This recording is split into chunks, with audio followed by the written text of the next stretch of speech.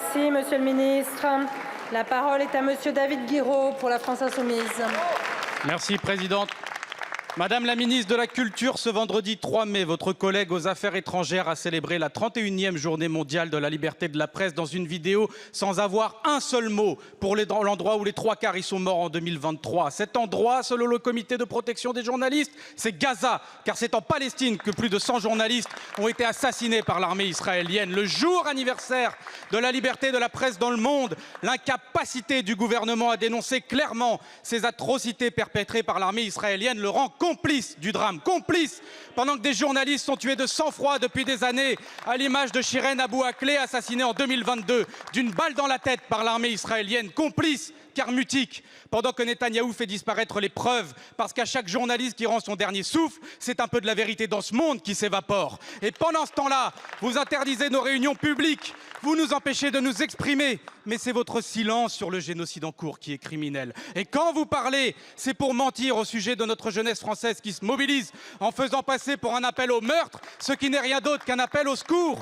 Dans notre pays, un multirécidiviste condamné pour provocation à la haine raciale peut arpenter librement les plateaux télé, mais un humoriste qui fait une blague approuvée par le tribunal est mis à pied sur notre service public. Qu'il est triste, ce service public qui se dit Charlie mais qui bâillonne la bande à Charline. Le poste de Guillaume Meurice étant vacant, on dirait même que certains au gouvernement sont candidats pour être humoristes, puisque vous arrivez à reprocher à des étudiants en sciences politiques de s'intéresser à la politique. Incapables que vous êtes de dénoncer le génocide en cours, et maintenant même ceux qui se rient de votre déchéance morale sont censurés. On se croirait dans un sombre cauchemar au pays des Lumières, mais c'est une triste vérité. Ceux qui contrôlent les matraques cherchent souvent à faire taire ceux qui ont des idées, ces idées nobles qu'on fait passer pour des délits, car nous ne faisons que de l'apologie du droit international et de l'incitation à la justice.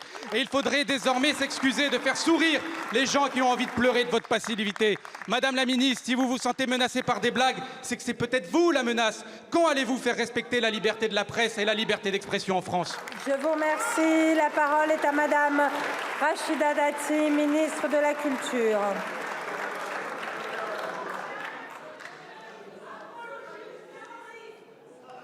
Madame la Présidente, Mesdames et Messieurs les députés, Monsieur le député Guiraud, beaucoup de questions dans votre question. S'agissant de la liberté de la presse, vous le savez bien, et j'ai déjà échangé avec votre groupe, j'y suis profondément attachée, pour plusieurs raisons, ne serait-ce que par des histoires communes.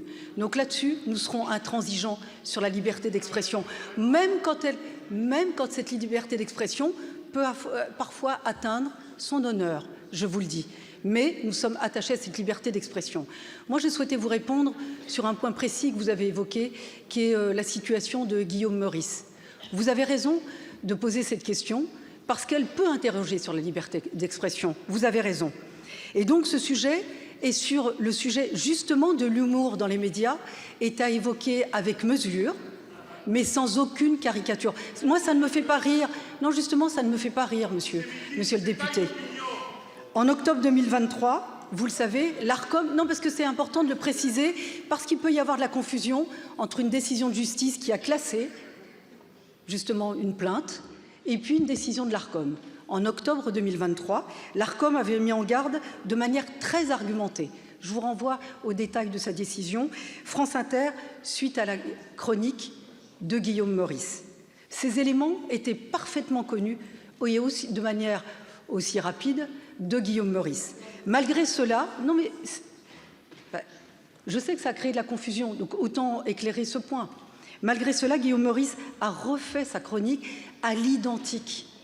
Et donc, s'imposant à nouveau soit un signalement, donc une saisine de l'Arcom, voire à une sanction de l'Arcom, Radio France ne pouvait pas ne pas réagir. Et donc, vous indiquez à juste titre le classement par la justice de la plainte. Mais cela n'est pas en contradiction avec la décision de l'Arcom. Pourquoi? Parce que l'Arcom, elle ne fait pas respecter le code pénal, mais le cahier des charges qui est imposé à Radio France. Et donc Radio France n'avait pas d'autre choix de convoquer... Madame la ministre. Merci beaucoup, Madame la ministre. La parole est à